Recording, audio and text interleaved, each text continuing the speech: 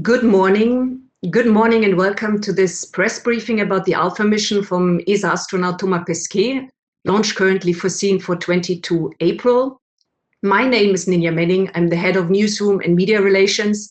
And with me today are Josef Aschbacher, ESA Director General, Kirsten McDonnell, ESA ISS Utilization Planning Team Leader. And if you're wondering what job that is, she is the one who follows up on the ESA experiments and activities on the ISS, either ongoing or in development. So she oversees which ones we can perform in making the best of our astronauts' time. Welcome, Kirsten. We also have with us, of course, Thomas Pesquet, ESA astronaut, and Didier Schmidt, head of the ESA Human and Robotic Exploration Strategy and Coordination Group. And last but not least, Arnaud Marsollier, my co-moderator today. Thank you. Thank you for being here. Before we start, I would like to ask everyone, so all of the attendees, all of the journalists joining us today, to mute themselves.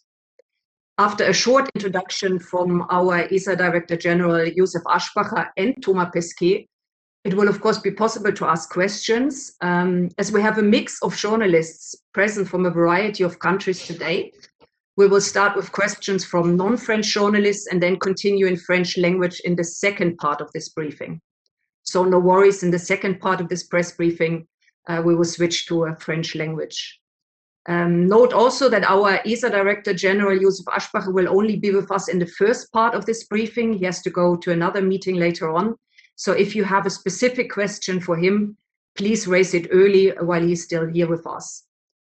If you would like to ask a question in a moment after the first two statements, you can indicate this in the chat. You will find a chat functionality there on the top right, and send the questions to all panelists.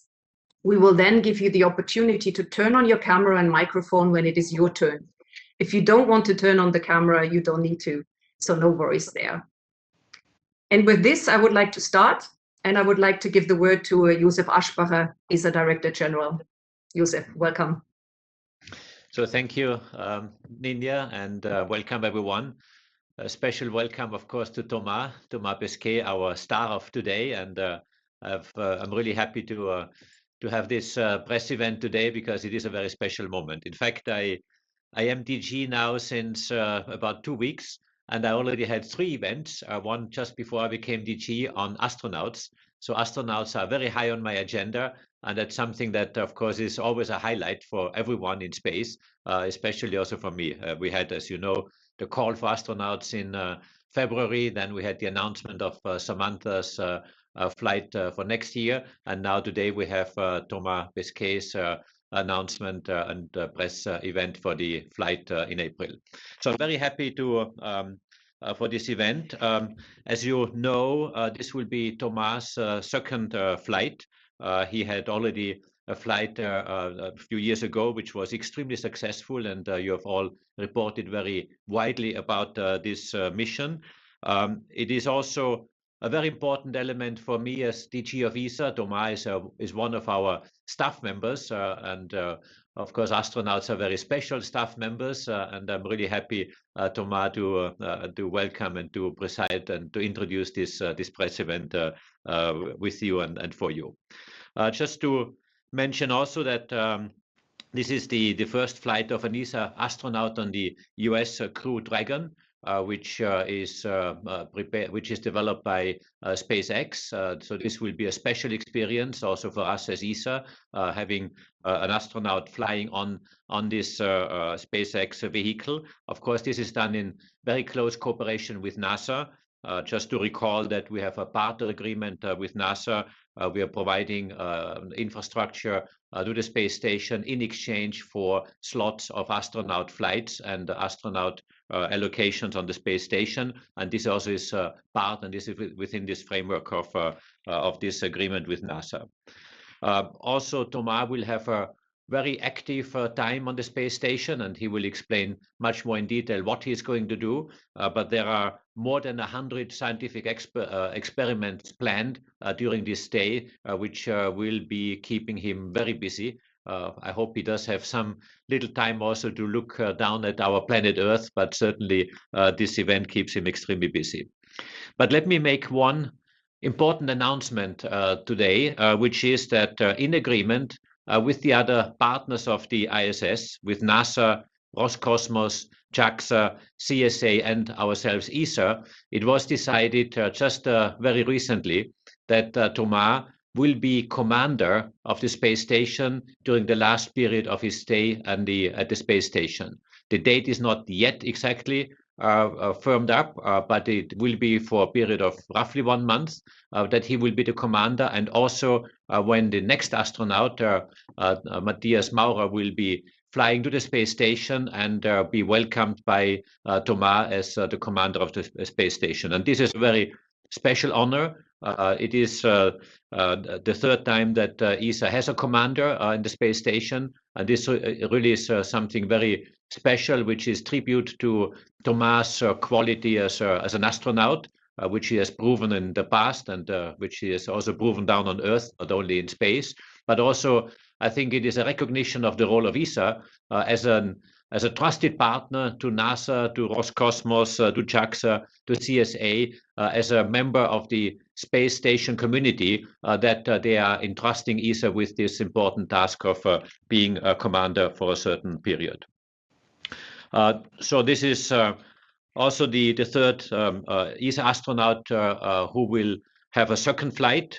Thomas will then be followed, as you know, by Matthias Maurer and by Samantha Cristoforetti next year. And this is quite unique that we have a sequence of 3 astronauts in a row that are handing over from one to the other. And this is also underlining the importance of astronauts, which we have here in ESA and here in Europe.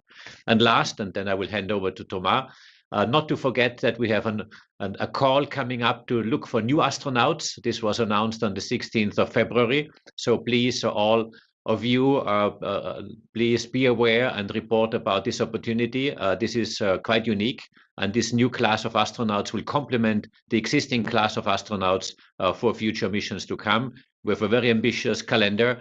I'm preparing with my member states now the details of the next upcoming investments and activities for space exploration, but also other activities in ESA towards the ministerial next year. But certainly the call of astronauts is a very important milestone in this preparation. So with this, I thank you for your attention.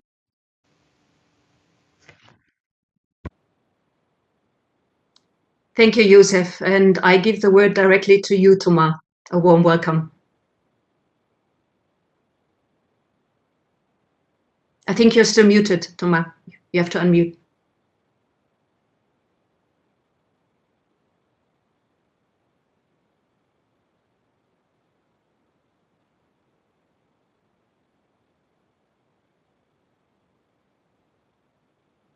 We're not hearing you yet.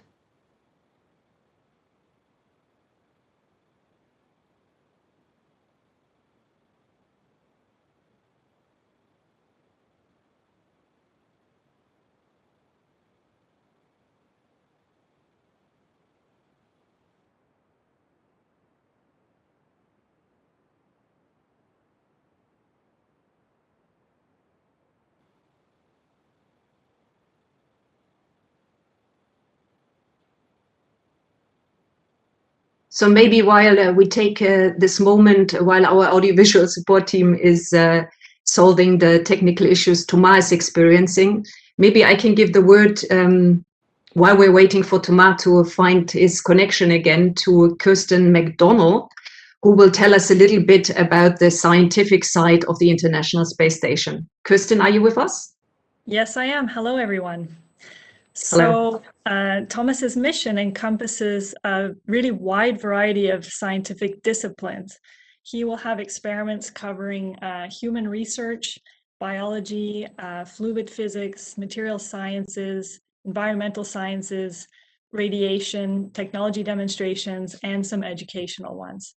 For more information about one of the interesting experiments regarding human research, for example, there's one called Grip Grasp that has looks at the continuous feedback loop we have between our peripheral nervous system and the central nervous system. And this links directly to an experiment to our proprioception, which is linked to Parkinson's disease, for example, multiple sclerosis, And so it really looks at how our brains learn new processes. And when we don't have gravitational force, and that's absent, the scientists can study how the brain learns new processes and how the body can adapt. And by studying how a healthy brain adapts to the loss of this important signal, those scientists can better study and treat conditions on Earth that are similar. Thank you, Kirsten. Appreciate it. And I hear from our supporting team that Thomas is now able to use his microphone. Thomas, are you with us? Can you guys hear me? Yes, very well. Thank you. It's your turn. Okay, thank you. We've been unmuted here at the European Astronaut Center. Too much safety. Yes, I was going to say thanks for taking the time to Joseph. Obviously, I appreciate you being here today, making the announcement. Appreciate you being active on the astronaut front for your first weeks as an ESA DG. Thanks everybody for joining. I'll say a few words in English. I think we'll switch to French later on if I understood well in the question part. Yeah, it's crazy to think we're so close to the mission. There's only a few weeks left, and there's so much happening. There's a lot going on. I think before I have time to think about it, I'll be standing at the foot of the rocket. But I'm happy to take the time today to chat a little bit more about the mission, what's going to happen during the mission, and a few other things. And just to react on Joseph's announcement of me being assigned as the commander of the ISS by the partnership, I think it's fair to say that I'm unbelievably humbled and honored. It's really, I think I owe it to ESA being a strong and reliable partner. I owe it to the high regard in which NASA is holding our astronaut corps, and this is thanks to previous missions and from all my colleagues and my predecessors in the astronaut corps. We've been, steadily improving our tasks and our roles on board, and it leads to 3 European commanders in a row for 3 ISS missions, which is, if you're asking me, unbelievable. I would never have believed that we would achieve that, but I'm happy that we do, because it shows the center place that Europe is taking more and more for exploration today on the ISS and tomorrow for future explorations, with the role that we intend to play in the Artemis program to the moon and beyond. So I'm very, very happy. I can't wait to launch into space. It looks like a good idea to leave planet Earth these days. So I'm hoping to launch on time, perform the mission, flawlessly as much as we can together with the crew. I'm lucky enough to fly with an unbelievable assortment of people. Some of them I knew from missions before. Some of them I'm discovering. But once again, I'm very, very lucky with the people I'm flying with. Everybody's working so hard down in SpaceX to launch us in time. They're doing fantastic work. People at NASA, people here at ESA, getting the experiments ready.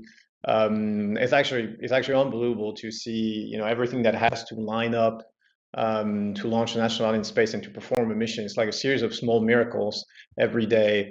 And quite frankly, I'm glad to be part of it. I'm trying to do my part. So yeah, we'll be ready. There's an unbelievable scientific program that Kirsten has started to mention. We can talk about it. We can talk about other things happening during the mission. But I'm glad to be here, glad to answer the questions for what is probably my last quiet moment before the rocket launches on April 22nd. Thank you very much, Thomas. And with this, I think everyone is waiting already for the questions and answer sessions, because I know there are a lot of questions about the Alpha mission, about the future plans. So maybe let's start with a question from Chuck Fields from your space journey. I think this is a question for you, Joseph. Chuck is wondering if you can tell us something about ESA's new para-astronaut feasibility project as part of our new ESA recruitment campaign for astronauts, and if Thomas will be in one way or another be involved in this or be performing any tasks during his missions related to the para-astronaut feasibility project. Well, thanks, Ninia. Yes, it is quite unique that a space agency is looking for astronauts with some disabilities, as we call it.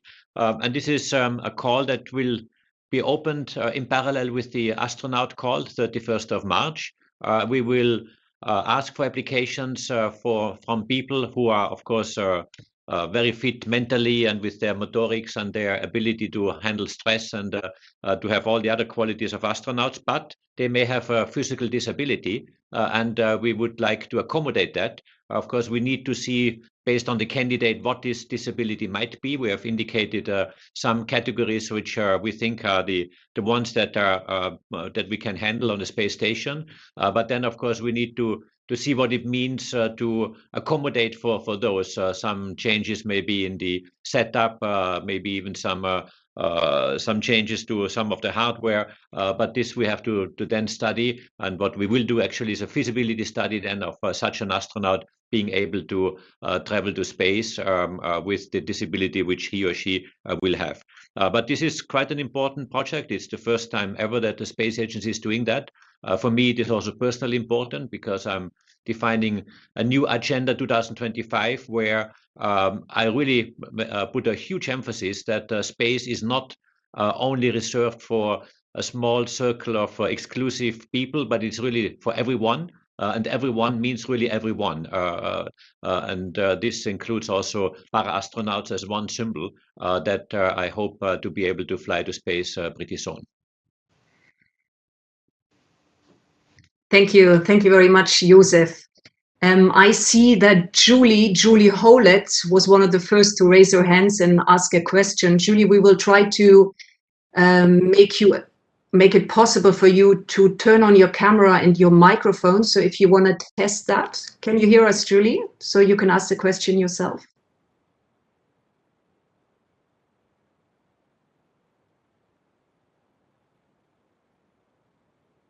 Julie, can you turn on your microphone? Is that possible for you?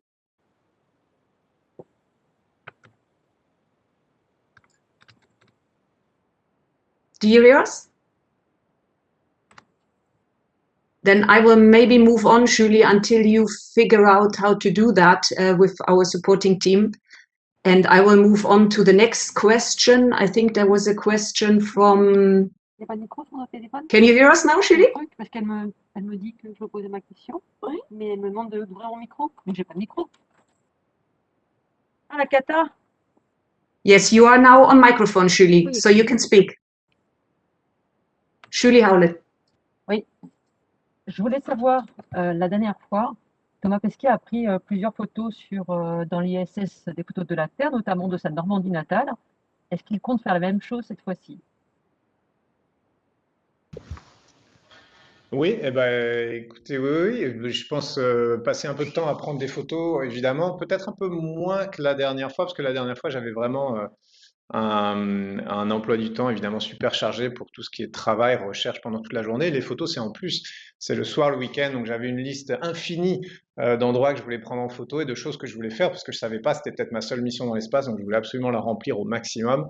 Et donc en 200 jours, même si c'est un peu difficile à croire, j'ai vraiment pas eu 5 minutes à moi, parce que je voulais vraiment utiliser chaque minute de chaque jour, y compris le dimanche, y compris le soir, y compris la nuit. Bon, on dormait un petit peu quand même de temps en temps. Mais voilà, du coup, cette fois-ci, peut-être que je vais prendre un petit peu plus de temps pour moi, juste pour me faire des souvenirs plutôt que faire des photos. Mais bon, j'ai quand même encore quelques cibles que j'ai pas pu prendre en photo la dernière fois, donc bon, il faut quand même s'attendre à quelques tweets et quelques photos. Ouais. Peut-être quelques surprises aussi, mais je peux pas tout dévoiler aujourd'hui. De la Normandie? À la Normandie, évidemment. En plus, on arrive toujours de l'Ouest avec la station spatiale, donc c'est un des premiers trucs qu'on voit en arrivant en France. Ça fait chaud au cœur. Merci.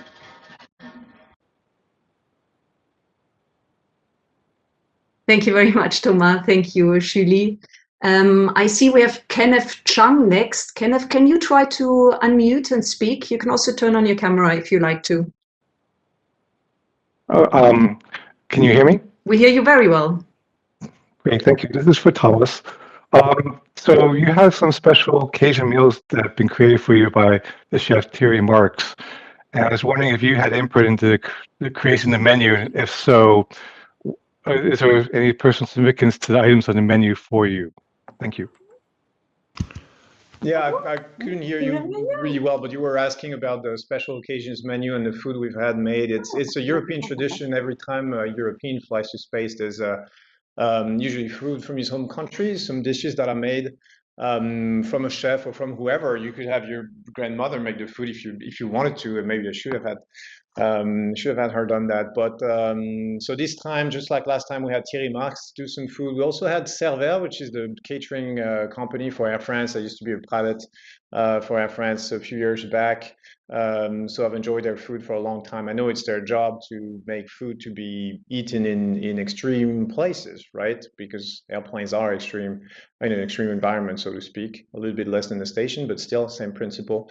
So yeah, I gave them a list of everything that I liked, of all the tastes. I like all the dishes. I like some things from dishes from when I was a kid, and they came up with some great menus. There's going to be 6 dishes in total that I'm hoping to share with my crew members. There's a lot of expectations. You send a Frenchman into space, so obviously all my colleagues are expecting good food.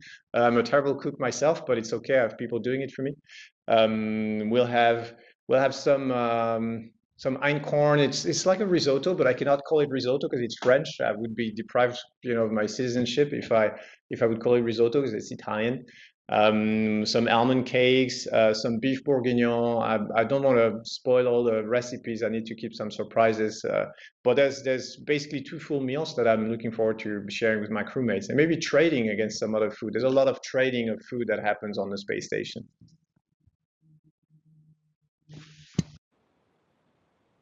Great, thank you. Thank you very much, Thomas. I'm looking at Josef, because Josef, I think you need to go very soon. Is there a final question for Josef? Otherwise, we will continue, and we will really thank you a lot, Josef, for being with us today, because I know it's very difficult to squeeze that into your agenda. So thanks a lot. No, thank you from my side as well. And hearing the food, I'm getting hungry, but I don't have time to eat. So we will need astronaut food for the next meeting. So thanks again from my side, and good luck, Thomas. Thanks, Joseph. Thanks for taking the time. Thank you. Then we move on with the questions. I see the next question is from Antoine Meunier. Antoine, you can unmute yourself. I see it's already working. You all prefer not to turn on the camera. That's fine. I think we hear you well. Bon, je ne sais pas si vous m'entendez. Yes, very well. Thank you. Oui, t'entends, Antoine. Bonjour Thomas, Antoine Meunier, donc pour la chronique spatiale.com. J'ai 2 questions. Je voudrais savoir quel va être ton rôle sur le Crew Dragon. Est-ce que tu peux nous en dire peut-être un petit peu plus sur la fonction de commandant de l'ISS? C'est un point qu'on connaît finalement assez mal. Oui, eh ben, 2 très bonnes questions, merci. Mon rôle à bord du Crew Dragon, c'est, tu sais, il y a 4 membres d'équipage dans le Crew Dragon. Il y en a 2 qui sont vraiment en face des écrans et 2 qui sont un peu plus sur les côtés. Et c'est ce qu'on appelle les mission specialists. C'était comme à l'époque de la navette spatiale. Donc il y en a 2 qui sont vraiment aux commandes et 2 qui ne sont pas vraiment. Moi, malheureusement, je fais partie des 2 qui ne sont pas vraiment aux commandes. C'est pas moi qui ai décidé, c'est un véhicule américain, c'est la NASA qui décide. Donc tu n'es pas formé au pilotage du vaisseau? Si, on est quand même formé à ça, mais on n'est pas amené à le faire en réalité, si tu veux. C'est comme si tu mets 4 pilotes dans un cockpit, il n'y en a que 2 qu'on les commande. Mais ça ne nous empêche pas évidemment de vérifier ce que font tous les autres et d'apporter aussi notre expertise. Surtout que moi, je suis le seul qui était pilote du Soyuz, qui était copilote du Soyuz pendant ma mission précédente. Donc c'était à la limite c'est moi qui ai le plus d'expérience dans cette position-là. Donc voilà, mais donc pendant la conduite du vol en vol nominal, écoute, on va être plutôt responsable de tout ce qui est tâches manuelles. Évidemment, on surveille, évidemment, on fait tout en coordination d'équipage. Il n'y a pas de décision qui se prenne sans que les 4 soient impliqués. Mais on n'a pas de bouton à pousser la plupart du temps. Par contre, on va être responsable vraiment. Je dis on parce que c'est aussi le cas de mon collègue japonais, qui est assis à l'opposé de la cabine par rapport à moi. Donc, on va être responsable de tout ce qui est manuel, de tout ce qui est cargo, de tout ce qui est équipement d'urgence. En gros, dès que ça se passe mal, ça va être à nous de jouer. Mais si ça se passe bien, a priori, on n'est pas extrêmement impliqué dans la conduite du vol. C'est comme ça. C'était pas ce que moi j'aurais préféré faire, mais c'est la décision qui a été prise par la NASA. Pour le reste, c'est un véhicule assez nouveau, donc la NASA a tendance à dire pour l'instant c'est un véhicule américain, on met plutôt les Américains sur les sièges de devant. Peut-être que ça changera.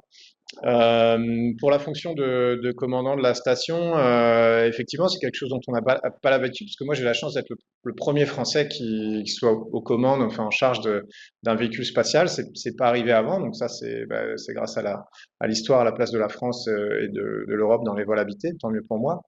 Mais je pense que c'est une reconnaissance pour tout le monde, pas seulement pour moi. Parce que ça veut dire, en fait, c'est comme un bateau, en fait. Il y a un seul maître à bord après Dieu. Évidemment, il y a beaucoup de choses qui se décident au centre de contrôle, hein. Tout ça, c'est coordonné. Les gens qui travaillent au sol prennent évidemment beaucoup de décisions à l'avance. Mais il y a quand même, s'il y a une voix dans l'équipage qui compte, c'est celle du commandant. C'est-à-dire, on va dans une situation nominale essayer d'arranger le travail de tous les jours. On parle beaucoup, en fait, avec le centre de contrôle, avec le mission director ou le flag director. Et puis, on essaie de faire passer les priorités de l'équipage aussi auprès du centre de contrôle. Et puis, quand ça va mal, et quand il faut réagir vite, eh ben, c'est le commandant qui décide, en fait, qui assigne un petit peu les tâches. Par exemple, si on devait faire face à un départ de feu, un incendie, une dépressurisation, toutes les procédures d'urgence, elles sont menées un peu à la main ou au rythme du commandant de la station. Évidemment, tout le monde est compétent, il n'y a pas besoin de dire aux gens quoi faire dans un équipage d'astronautes, mais il y a quand même cette dernière couche, on va dire, de prise de décision qui revient au commandant de la station. C'est ça le rôle qu'on attend du commandant et qu'on attendra de moi à la fin de la mission. Merci Thomas. Avec plaisir. Bonjour à tous, bonjour. Arnaud Marcelier ici, je ne sais pas si vous m'entendez. Voilà, je vais prendre le relais maintenant pour la partie en français parce qu'il y a beaucoup de questions et essentiellement en français. Donc évidemment pour Thomas, mais aussi pour Didier Schmitt et Kirsten McDonald. Donc la question suivante serait pour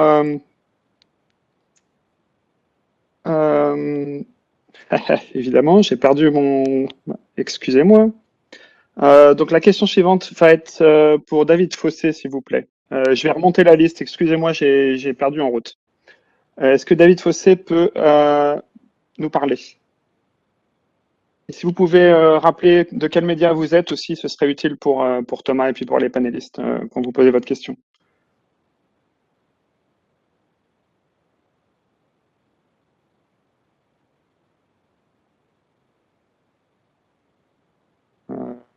Ok, je pense que c'est un petit peu difficile pour le moment.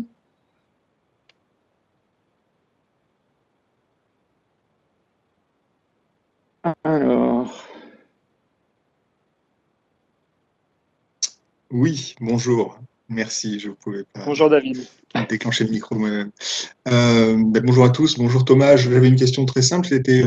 Tu viens de dire, Thomas, que là, les semaines qui viennent seraient compliquées, que c'était la dernière occasion que tu avais de parler aux journalistes. Est-ce que ça veut dire que dans les dernières semaines avant le lancement, les choses s'accélèrent? Je pensais au contraire qu'on se dirigeait tranquillement vers la période de quarantaine qui était un moment très, très calme.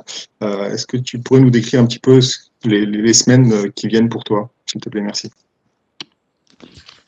Oui, effectivement, bonne question. Non, en fait, tu sais, il y a vraiment il y a deux choses qui se passent en parallèle. J'ai envie de dire, il y a la préparation technique pour la mission, qui elle est maîtrisée. On sait à peu près à quel niveau il faut en être, à quel moment. Même si c'est que le troisième lancement du Crew Dragon, il y a quand même beaucoup d'expertise dans les équipes de SpaceX, dans les équipes de la NASA, dans les équipes de l'ESA. Donc ça se passe plutôt bien. Effectivement, ça implique une période de quarantaine où il y a quand même pas mal d'activités, mais tu sais, c'est pas des choses extrêmement intenses. On répète en fait ce qu'on va faire, on fait des briefings, on se prépare. Évidemment, on fait toujours beaucoup de sport.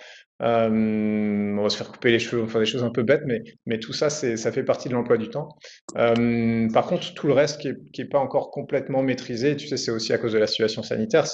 On essaie d'amener, moi j'essaie d'avoir de la famille, des amis qui viennent aux États-Unis, ce qui est un petit peu compliqué en ce moment parce que les frontières sont fermées, parce qu'il y a des histoires de vaccination, des histoires de tests, il y a des histoires de quarantaine qui sont pas les mêmes suivant qu'on arrive de pays différents, qui sont pas forcément les mêmes suivant les centres de la NASA, etc., etc.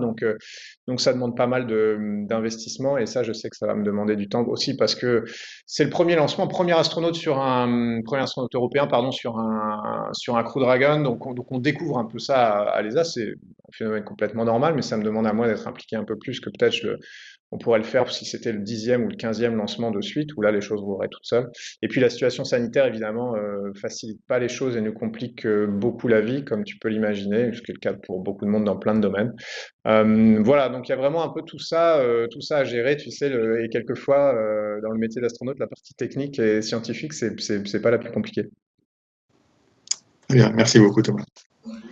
Merci Thomas. Donc la personne suivante sera Pauline Leroy. Est-ce que Pauline Leroy, vous pouvez nous parler, nous dire qui vous êtes? Oui.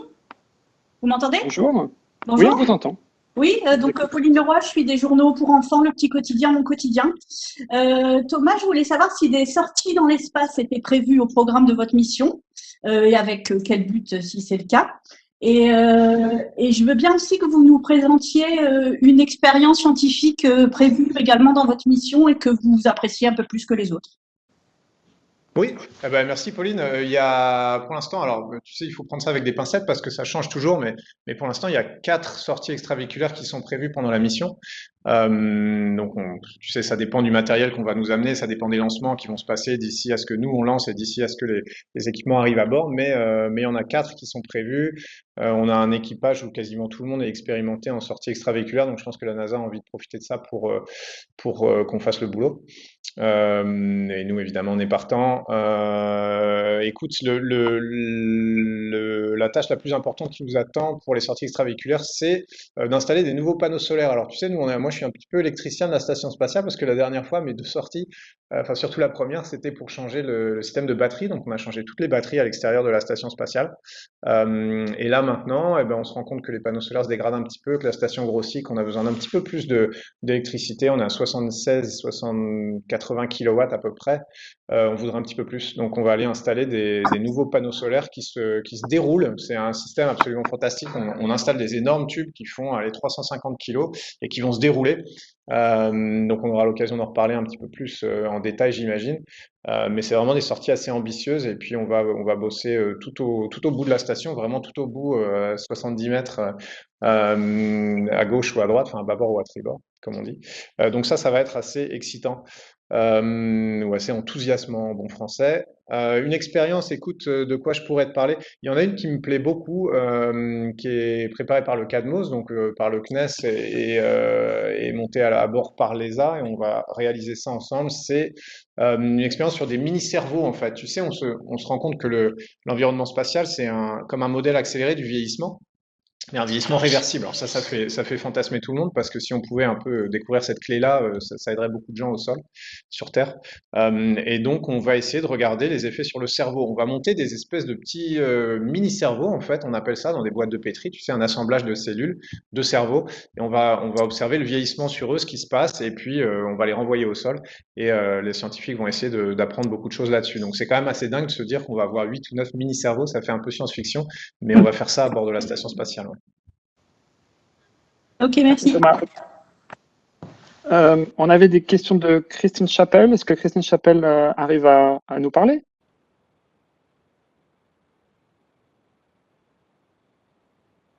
Allô, allô, Christine? On ne vous entend pas.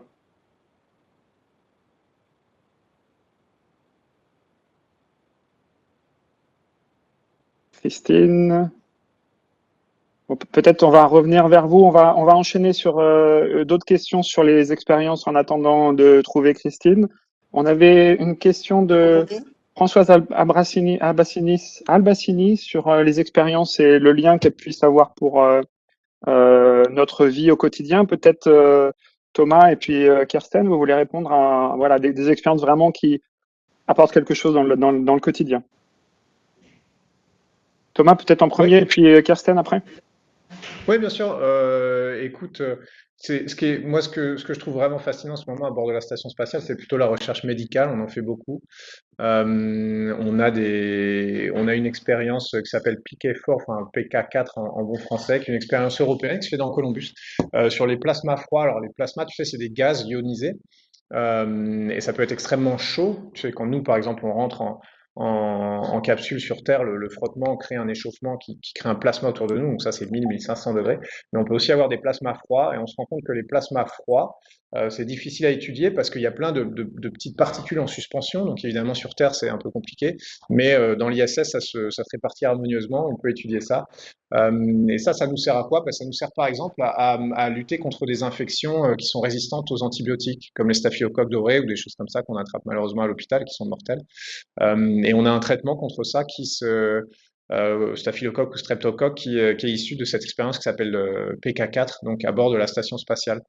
Il y a aussi beaucoup de choses sur les cristaux de protéines. Toutes les protéines dans la vie ont des structures cristallines. Donc sur Terre, tout ça s'écroule sous son propre poids. Évidemment, c'est difficile d'avoir des cristaux qui soient à la fois de taille importante et parfaite pour pouvoir les étudier. Nous, dans la station, on peut faire ça évidemment parce qu'on est en apesanteur. Et on a une expérience sur les cristaux de protéines qui est en ce moment en test clinique. Alors c'est plutôt au Japon, mais pour traiter les myopathies comme la myopathie de Duchenne. Et ça, c'est vraiment directement issu de la recherche spatiale. On n'aurait pas pu le faire ailleurs. Donc voilà 2 exemples qui viennent du domaine de la médecine, mais tu peux citer les sciences des matériaux, la biologie, il y en a plein. Moi, j'aime bien ceux-là parce que je trouve qu'en ce moment, la médecine, c'est ce qui marche le mieux à bord de la station. Merci Thomas. Est-ce que Kirsten, tu as des préférés aussi que tu voudrais nous citer? Oui, c'est un autre exemple avec une expérience qui s'appelle Biofilms. Et cette expérience étudie les métaux antimicrobiens comme l'acier, le cuivre et le ralliage en fonction de l'application de contraintes de matériaux distincts et puis la résistance à la corrosion, la dégradabilité et surtout avec la situation maintenant avec le virus corona pour les surfaces antimicrobiennes, c'est vraiment important de comprendre bien comment l'effet d'une surface antimicrobienne s'intègre de longue durée, ce qui nécessite qu'on n'a pas besoin d'entretien supplémentaire et ça, je pense vraiment que ça va nous aider sur la Terre aussi avec le développement des surfaces, des métaux, etc. Merci Kirsten. Nina? Yes, thank you, Anu. Thank you, Kirsten. Thank you, Thomas. There is a question from Franziska, who still has a question in English and whose French is not so good, so she would like to rephrase in English. Franziska, can you hear us? Franziska Bechtold? If you unmute, Franziska, your microphone. Oh, okay. Oh, no. Okay, thank you. Can you hear me? Okay. I don't really know which questions you've answered in the last minute, so this might be kind of, you might have already answered this.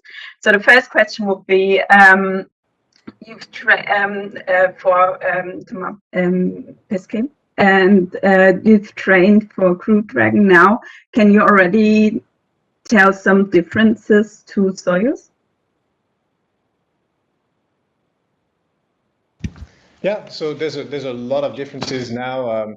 It's a new generation of spacecraft. So the physical principles behind flying to space, are unchanged. But the way you actually deal with them is different.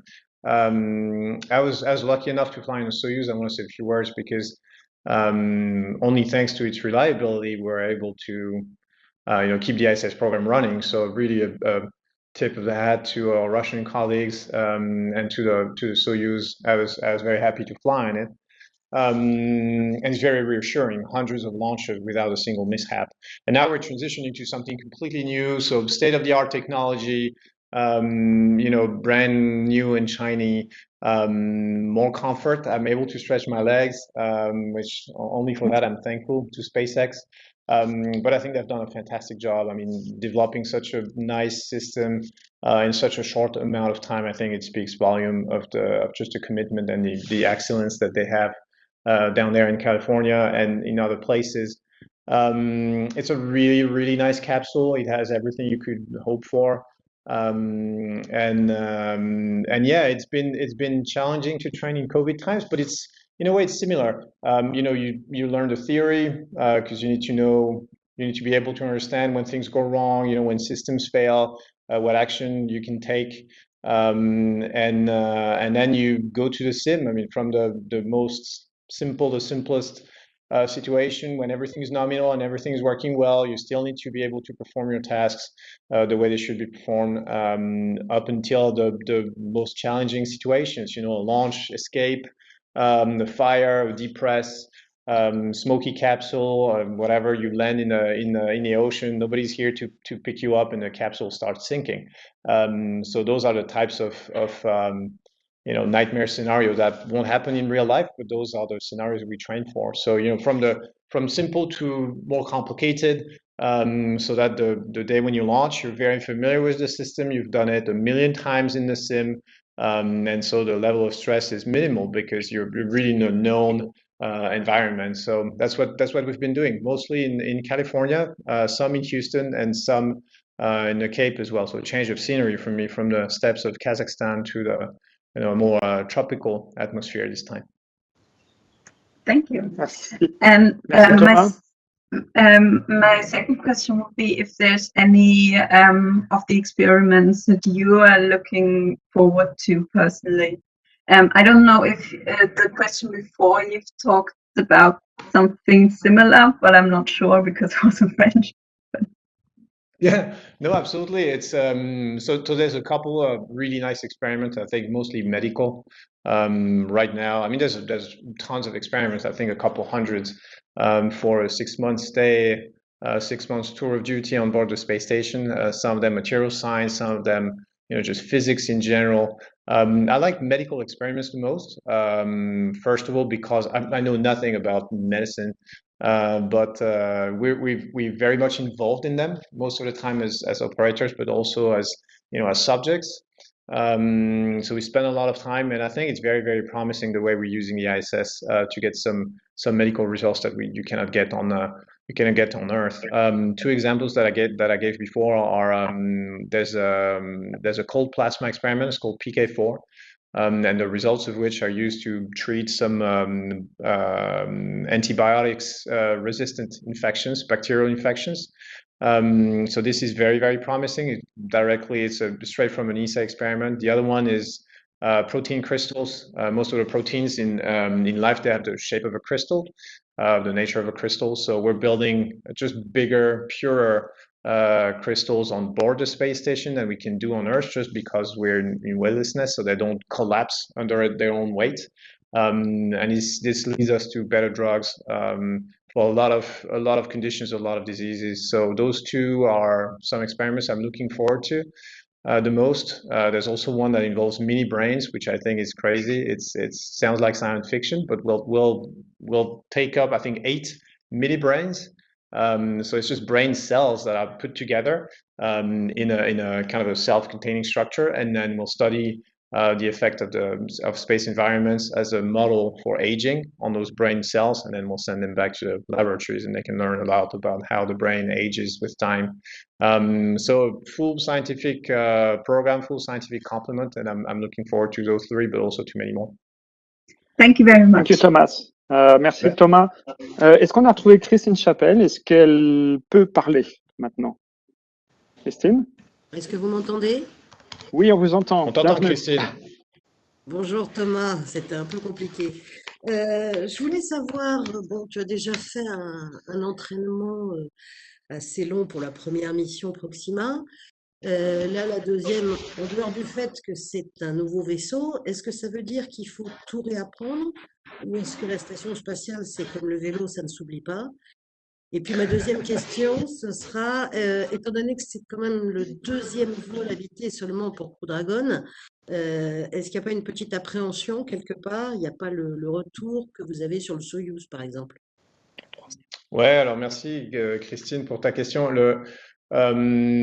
Écoute, effectivement l'entraînement, il y a beaucoup de choses que j'ai pas eu besoin de refaire. Tu sais, la station, elle a changé un petit peu, mais pas fondamentalement. Il y a un peu de nouveaux équipements, il y a des nouvelles manières de faire, différemment de ce qu'on faisait avant. Mais globalement, tu sais, j'y étais il y a pas si longtemps, en fait, 4 ans. C'est pas grand-chose à l'échelle d'une carrière d'astronaute, donc ça n'a pas beaucoup changé. Je suis pas reparti de zéro. En fait, la première chose qu'on a faite, c'est évaluer ce dont je me rappelais, et puis on est reparti de là. Tout bêtement, mais ce qui nous a permis quand même de passer de 3 ans et demi, 4 ans d'entraînement pour ma première mission à juste 1 an pour celle-là, heureusement pour moi, parce que malheureusement on n'a pas eu tellement plus de temps que ça, c'est dû à la pandémie, dû à d'autres choses. Et du coup, heureusement que j'ai pu tout faire en cette période un peu réduite. Mais oui, c'est comme le vélo, ça s'oublie pas entièrement. Enfin, si j'étais reparti dans 15 ans, tu sais, j'aurais sans doute oublié beaucoup plus, mais là, je me rappelais encore de pas mal de choses, tant mieux pour moi. Puis tu sais, on a beaucoup d'aide au sol, hein, donc les gens, de toute façon, vont beaucoup nous aider. Cette fois-ci aussi, je me mets peut-être un peu moins la pression. Tu sais, la première fois, tu veux tout savoir parce que tu sais pas de quoi tu auras besoin dans l'espace, tu es jamais allé. Cette fois-ci, avec l'expérience de 6 mois, 200 jours quasiment dans l'espace, eh ben écoute, sans forfanterie, je sais de quoi j'ai besoin et je sais aussi de quoi j'ai pas besoin. Donc il y a des choses, j'ai pas besoin de m'encombrer la mémoire avec, je le sais, je l'ai fait la première fois, mais cette fois je sais que j'ai pas besoin de le faire. Donc je me permets d'aller un peu plus vite et puis peut-être me concentrer plus sur des choses que d'autres. Voilà pour ça. Et la deuxième partie de ta question, excuse-moi Christine, je l'ai oublié parce que je te fais une réponse très longue. Quelle était-elle? Est-ce que tu as une appréhension, parce que c'est quand Ah même oui. votre deuxième vol habité pour Crew Dragon? Oui, alors écoute, tu sais, ça c'est un grand débat qui fait rage au sein des astronautes. Évidemment, tout ça, les risques sont calculés. Tu sais, bon, il y a des gens dont c'est le métier dans les agences de faire ça, mais nous, on discute de ça, on va dire, autour d'un café.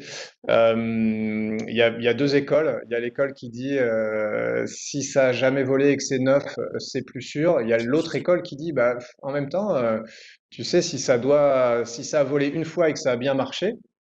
Eh ben, c'est que quelque part, il n'y a pas de gros défauts dans le système, tu vois, et que du coup, il n'y a pas de raison que ça marche moins bien la deuxième fois.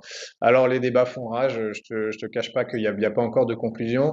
Moi, je suis plutôt optimiste, tu sais, je pense que dans ce métier, si tu te concentres sur les choses qui peuvent mal se passer, tu as tendance à pas très bien dormir la nuit.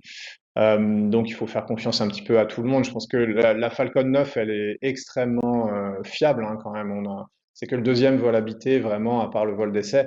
Mais le lanceur, lui, il a un héritage quand même impressionnant, hein. Tu sais, en ce moment, ils ont une cadence de tir quasiment toutes les semaines. Il y a un tir de Falcon 9, il y en a un qui a tiré il n'y a pas longtemps pour la 9e fois de suite. Enfin, le premier étage, 9 fois de suite, c'est quand même complètement dingue.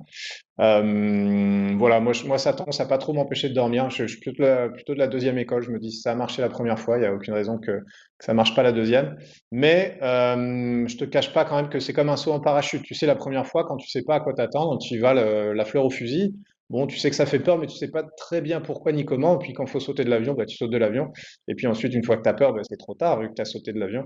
Et le deuxième saut en parachute, bah, cette fois, tu sais un peu plus à quoi t'attendre, donc tu l'intellectualises un peu plus. Tu sais à quel moment ça va faire peur, tu sais à quel moment ça va faire mal aussi. Une mission de 6 mois, parfois ça fait mal. Donc, bah, écoute, tu vas un peu moins la fleur au fusil. C'est pas qu'il n'y a pas de motivation, mais tu sais un peu à quoi t'attendre. Voilà, un peu plus circonspect, mais quand même avec beaucoup de motivation. Merci. Merci Thomas. On va prendre une question de Marie-Ange Sangui, mais pendant qu'elle essaye de se connecter, je voudrais. Il y avait quelques questions sur la Lune, et je pense que Didier, peut-être tu veux nous donner très brièvement une perspective un peu sur. Évidemment, on parle d'Alpha, mais derrière, il y a bien d'autres projets. Donc, si tu peux nous dire un petit peu quelles sont les perspectives pour la Lune. Oui, absolument. Alors ça, c'est un élément essentiel.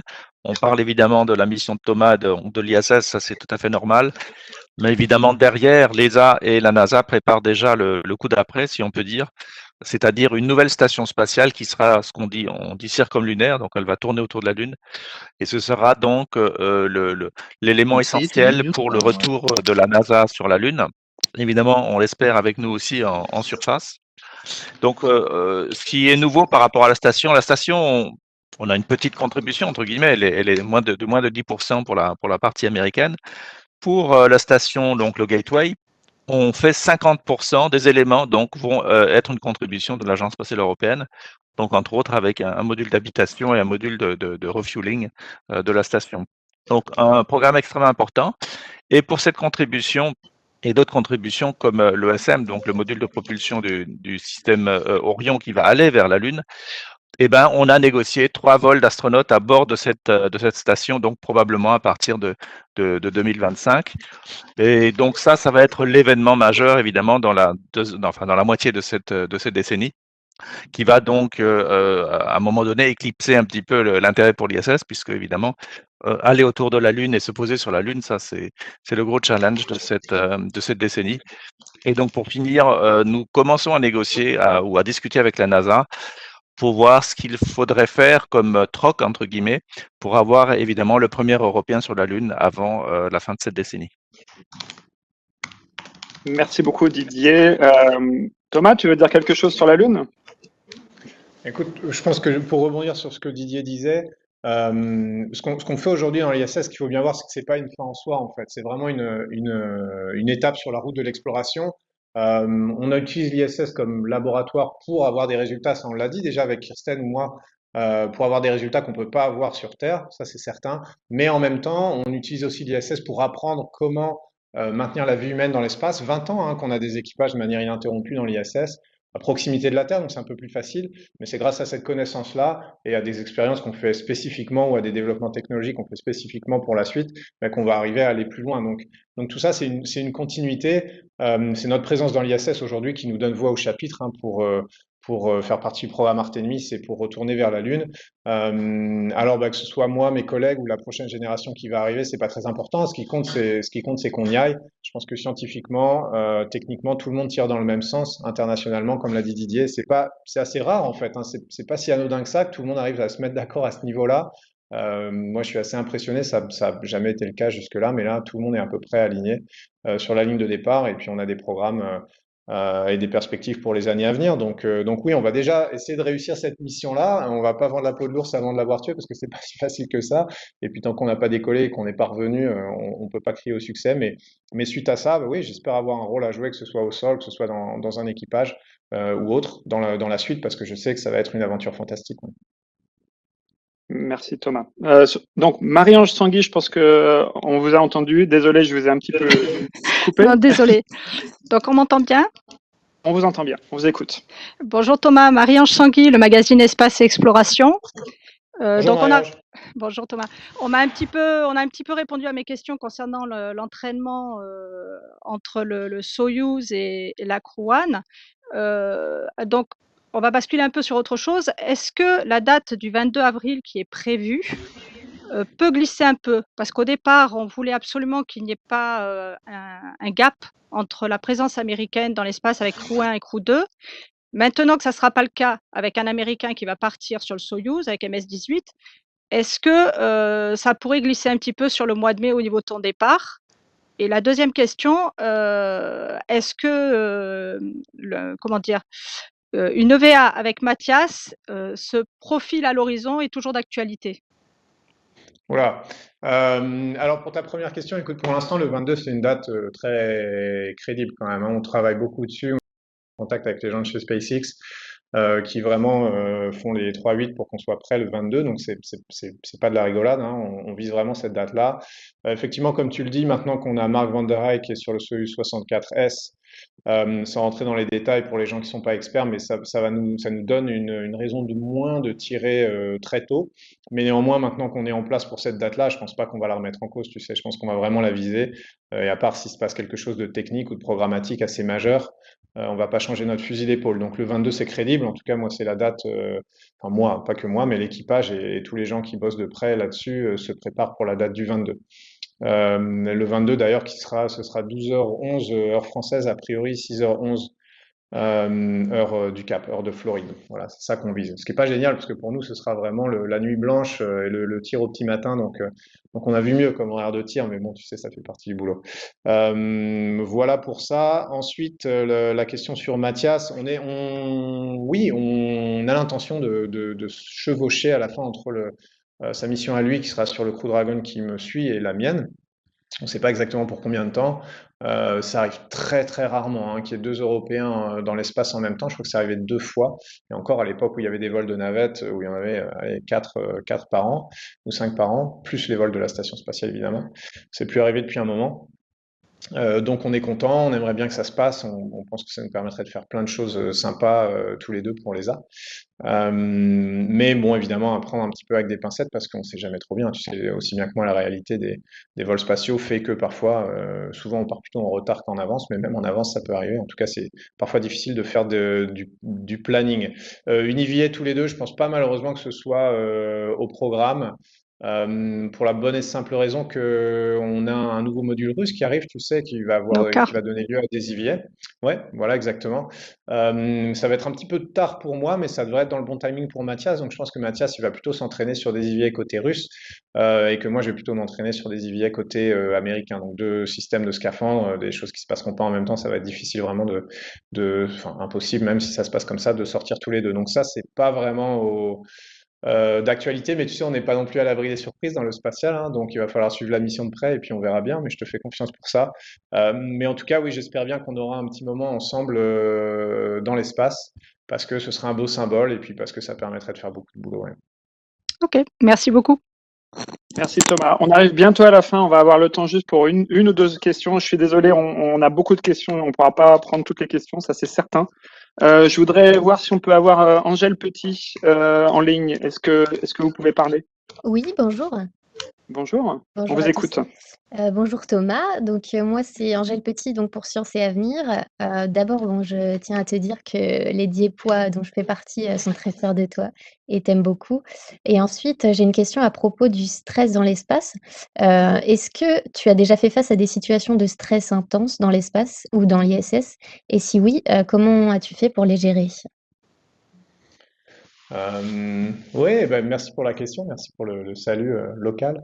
Des situations de stress intense, bref, écoute, tu sais, il y a toujours un petit peu de stress. Ce serait mentir que dire que quand on s'installe sur une fusée, on sifflote des chansons et puis qu'on pense à autre chose. Non, non, c'est un moment quand même un peu spécial. On sait qu'on risque sa vie et puis on sait qu'on a quand même des choses à faire pour que ça se passe bien. Une sortie extravéhiculaire, c'est pareil. Je peux te dire que la première fois que t'accroches ta petite longe et puis qu'on te dit pour habituer le cerveau, tu sais, pour habituer le cerveau au fait qu'on va pas tomber, ben, on pousse la station et puis on a cette espèce de chute lente qui est absolument horrifique où on voit la station s'éloigner, on a envie de la rattraper et puis on a 400 km de vide sous les semelles, donc c'est pas génial, mais il faut en passer par là. Après, c'est pas du stress intense parce que c'est des choses auxquelles on se prépare et qu'on fait consciemment. Je pense que le stress intense, c'est quand t'as vraiment une grosse alarme au milieu de la nuit. Nous, ça nous est arrivé une fois. D'accord. L'alarme de feu qui s'est déclenchée au milieu de la nuit, donc ça c'est pas génial parce qu'évidemment tu te réveilles, t'as toutes les sonneries qui crient, t'as les lumières rouges, tu mets 5 secondes à comprendre ce qui se passe et là tu vois que c'est l'alarme feu, tu dis mais non c'est pas possible, ça peut pas m'arriver à moi, on va pas perdre la station spatiale et puis tout de suite, tu essaies de te concentrer sur la réponse que tu as appris par cœur, qui est on a des procédures, évidemment, on a des choses à faire qui sont très précises pour justement que ça flotte pas dans ces cas-là. Puis on s'est rendu compte qu'évidemment, c'était une fausse alarme sur un détecteur de feu, enfin, sur 2 détecteurs de feu au final. C'est vraiment le seul moment où j'ai eu cet énorme shoot d'adrénaline en se disant, oh là là, mais qu'est-ce qui se passe, c'est pas possible.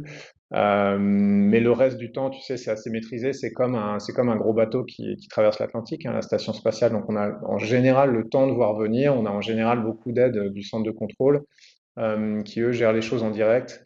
Il y avait une IVA aussi qui s'est pas passé qui s'est pas passé comme prévu exactement. Mais moi, j'étais pas dehors. Je sais que ça a été un peu stressant pour eux, qu'il a fallu faire des choses qui n'étaient pas prévues et puis improviser pas mal. Donc ça a pas dû être génial. Mais moi, c'était une des 2 IVA, enfin une des 4 IVA que j'ai pas faites. Donc j'étais à l'intérieur et j'ai suivi ça, en fait, plus ou moins comme les gens depuis le sol, en regardant sur mon écran de caméra, en écoutant les échanges et en essayant de demander ce que je pouvais faire. Et la réponse, c'était pas grand-chose.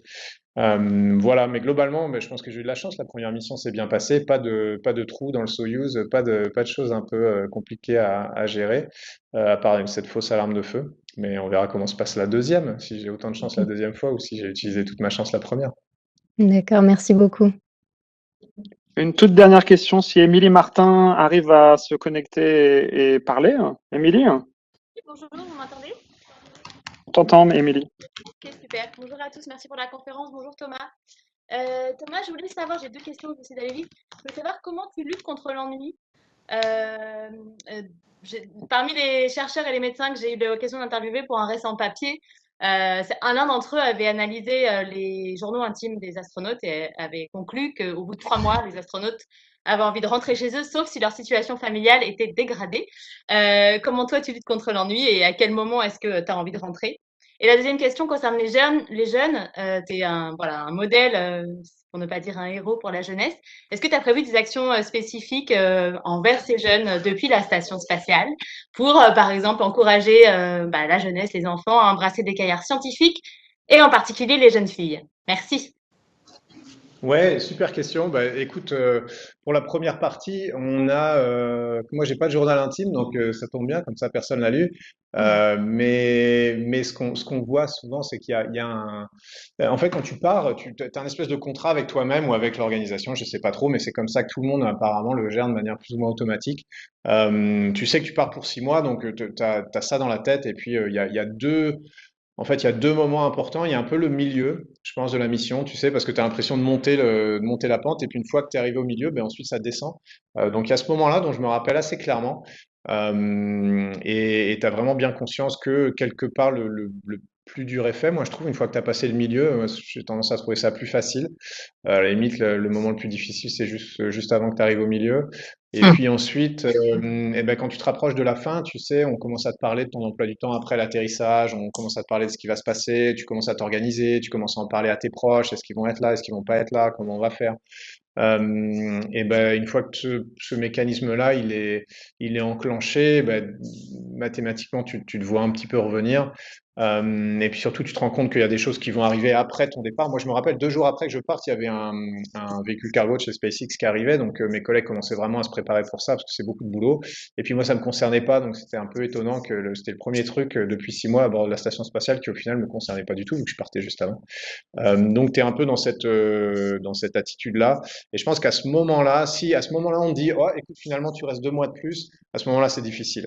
Si tu sais que tu pars si tu sais que tu pars pour 8 mois dès le départ, c'est pas grave. 8 mois, 6 mois, écoute, c'est exactement pareil, il n'y a pas de différence. Vraiment, une fois que tu as enclenché le processus de retour, c'est difficile de l'arrêter. Là, tu peux avoir un petit coup de blues, je pense. Voilà. Après, ton autre question sur et comment moi je le gère, écoute, en bossant tout le temps. Tant que tu as plein de boulot et que tu es super occupé, tu n'as pas le temps de penser à tout ça. Le pire qui peut t'arriver dans la station spatiale, c'est d'avoir rien à faire. Heureusement que ça arrive jamais, mais imaginons si on rate 3 ravitaillements de suite, c'est jamais arrivé, touchant du bois, mais là, on serait peut-être un petit peu en difficulté, puis les activités s'arrêteraient un petit peu. Enfin, du moins, un peu moins. Là, tu sais, la station spatiale avec rien à faire, c'est une prison avec une très belle vue, hein. C'est aussi bête que ça. Ouais. Donc, parce que quand même, t'es quand même bien confiné. Donc tant que tu as du boulot, tant que tu as des projets, moi je me donnais des milliers de projets, tu sais, les photos, les vidéos, appeler tous mes amis, je voulais appeler tous mes amis. Donc tous les jours, j'appelais quelqu'un au téléphone, même si c'était 5 minutes. Tout ça, ça te maintient super occupé. Ce qui me donne une transition fantastique pour ta deuxième question, parce que Merci, Thomas. ce qu'on a fait aussi la première fois, c'est d'essayer de se servir de cette mission pour parler aux jeunes notamment. Et c'est pareil, demande beaucoup de boulot en plus le soir et le week-end, mais j'étais content de le faire parce que je pense que c'est important. Pour cette deuxième mission, oui, on a l'intention de faire. Alors on a un peu la pression parce qu'évidemment maintenant on est attendu au tournant, j'imagine. Genre on se dire tiens, qu'est-ce qu'il va faire? Il va jouer du saxophone. Mais non, on a évidemment tout un programme éducation, ça fait partie de l'ESA, du CNES. On fait toujours un vrai programme, tu vois, qui est destiné aux classes de collège, de lycée ou plus. On a un concours étudiant pour des expériences. On va essayer de dire aux gens, voilà, envoyez votre expérience à vous à bord de la station spatiale. On a fait ça avec le ministère de l'Enseignement supérieur et de la Recherche. On va parler, je vais essayer de parler un peu de la sélection d'astronautes parce que ça va se passer pendant que je suis dans l'espace. C'est quand même assez marrant de voir qu'il y aura ce processus qui va se passer pendant que moi je ferai ma mission. Et d'autres petites activités, on va essayer de se connecter à des événements qui sont au sol. Évidemment, on n'a pas la liberté de faire tout ce qu'on veut parce que, encore une fois, je te dis, tout ça, ça se passe dans les 30 minutes où on va avoir le temps après avoir fini la journée de boulot parce que c'est pas la priorité. Mais on va essayer de faire le max. Et puis oui, on va essayer de parler aux filles dans les carrières scientifiques. On n'en a pas assez, c'est une évidence de le dire. Et j'espère qu'au moins dans la sélection d'astronautes, ce serait bien qu'on arrive à 50%. Je sais pas si on va y arriver parce que s'il y a 10% de candidates, tu sais, c'est difficile d'arriver à 50% d'élus. Je pense qu'il y aura plus de 10% de candidates. Et en tout cas, moi, j'essaie de parler aux filles et de leur dire de se lancer. À niveau égal, elles se lancent moins que les garçons et c'est ça le problème. C'est ça qu'il faut leur dire. Exactement. Non, mais du moment qu'elles se lancent, moi, ce que je dis à tout le monde pour la sélection d'astronautes, écoute, c'est lancez-vous. Les gens disent c'est pas pour moi, c'est trop dur. Je dis mais attends, mais le premier truc qui va sélectionner tout le monde, c'est ceux qui s'inscrivent et ceux qui s'inscrivent pas. Et quelque part, ça, c'est l'étape la plus sélective de toute la sélection. Après, tu as une chance sur 1000, mais il y en a 1 sur 1 million qui va s'inscrire. Donc, si tu veux, déjà, quand tu as fait cette démarche-là, tu as mis toutes les chances de ton côté. Donc, déjà, partons de là, quoi. Super. Merci beaucoup, Thomas. Merci beaucoup, Thomas. Merci, Didier. Merci, Kirsten. Je crois que je suis vraiment désolé, il y a encore beaucoup de questions et je sais qu'on n'a pas répondu à toutes les questions, mais on pourrait être là encore jusqu'à ce soir, je pense, et je crois que Thomas a plein de choses à faire. Donc on va le remercier, on va remercier tout le monde, et puis je laisse la parole à Ninia juste pour conclure. Ninia, over to you. Yes, thank you. Thank you so much, Arnaud. Indeed, we have received a lot of questions. We will go through all the questions. We will have a look which ones have been answered, maybe also by somebody else, and we will get back to you, I hope today or tomorrow. And please contact us. You can also do so with the email address media@esa.int. And it was a pleasure having you here, all of you, Didier, Thomas, Arnaud, Kirsten, and a big thank you, of course, also to all the journalists that were attending this press meeting today, and also all the people that were watching, of course, on ESA Web TV on our live stream. Thanks a lot, and talk to you soon. Have a nice day. Thank you. Thank you. Goodbye. Thanks, everyone. Bye-bye.